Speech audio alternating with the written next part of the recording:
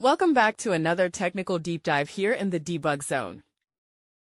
Today, we're tackling a big question and breaking it down with insights from other users.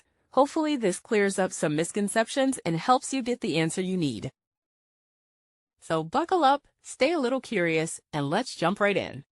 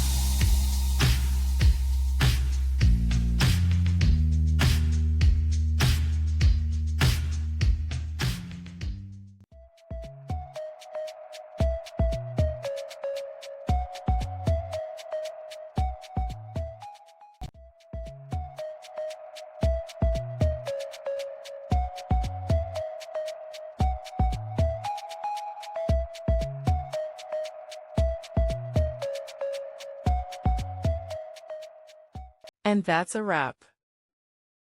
I hope you found the answer you were looking for. If you did, take a second to hit that subscribe button. It really helps out. And let me know in the comments which solution worked best for you. See you next time in the debug zone.